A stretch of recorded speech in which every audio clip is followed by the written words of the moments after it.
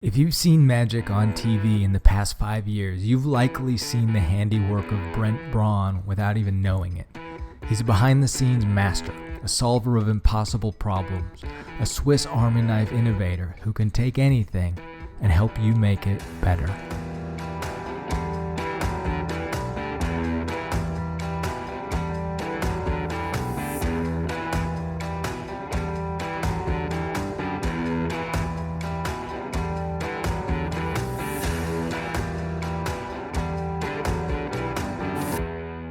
So when I think, you've seen the film Pulp Fiction? Of course. Yeah. Remember the wolf who they call in, is that what he's called, the character? Yeah, I think so. They accidentally shoot the guy in the car and they need someone to help. They come call clean the up. guy who just helps solve problems. Right. That's how I think of you, like in the magic world. Sure. Is that, I mean, people call you with all sorts of different kinds of requests, from I'm going on TV and I need some magic to do, or I have a special, or, I mean. Yeah, all the way down from I already know what trick I'm going on TV with. I just need to know what to say. Right, punch it I up need a to know little how bit, to yeah. stand. I need to know how to move. So, and that's what we do. All of those things, even to the part of like, you're going to become a magician and you need to set up an S corporation, and we'll help you set up an S corporation. It's really all the sides of business and all the sides of magic and anything that even product releases, right? Because I sort of have this connection with Penguin, Sure. so I can help consult on product releases and make sure that you're sort of getting what you deserve out of it, Right. and also making sure that it's a good product. So sort of all that across the board. You know, one of the reasons that's really important is it's really hard to get good criticism as a performer, because everybody thinks what you're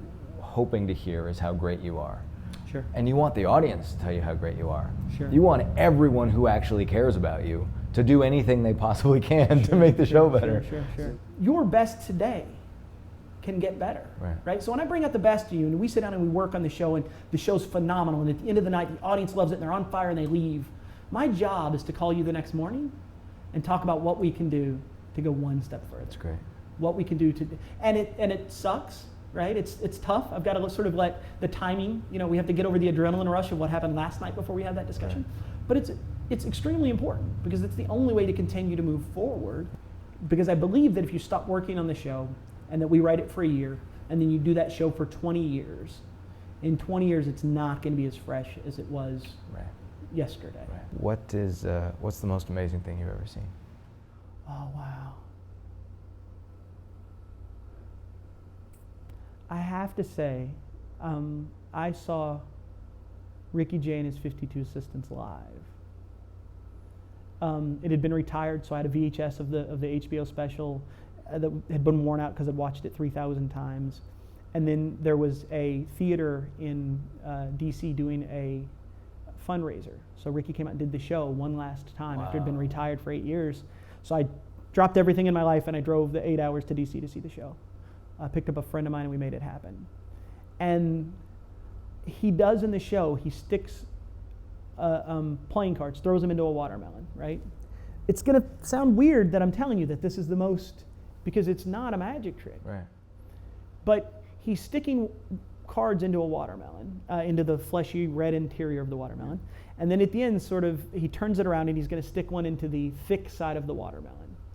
And at this point, he has 25 cards left. Right. He hasn't done the show in 5 years. He's older. He's sort of a little bit heavier. And he starts throwing the cards at the watermelon hard, like baseball hard. And they're bouncing off. And they're bouncing off. And he's getting less and less cards. And then he ends up with one card left. And it sticks. Wow. Oh, man. And I want to believe that it's a trick. I want to believe that there's a method. Right. I want to believe that that card is just full of razor blades and lead, Right. and that it's always going to stick, and that the other ones are built in such a way that they'll never stick. Right. But I can't believe that. Yeah. I have to believe that I was in it, and he's breathing heavy, Nate. Like, there's a point when I feel like I might watch Ricky Jay die on stage tonight, because he's breathing heavy and he's chucking 20 cards at a watermelon as hard as he can for a minute and a half. And then he has a single card left. He doesn't say anything about it. He doesn't go like, this is the last shot, I hope it sticks. Right, because everybody knows. He just throws the damn card and it sticks. Wow. And I feel all the air in the room get sucked out. And for 3 to 4 seconds, it's just silent. And then poof, it explodes. Like, it explodes. And it's weird that's the sort of the piece. Because there should be some really clever, impossible thing that happened, right? When you just state the facts of the situation. This guy threw a playing card into a watermelon. Yeah, that's a fair thing. I saw a guy stick a card in a playing watermelon. Yeah, it's the most magical thing. See, that's like an example. That's representative of all of magic, right?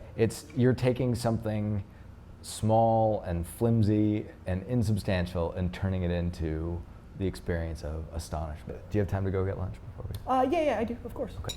Are you always inventing new magic?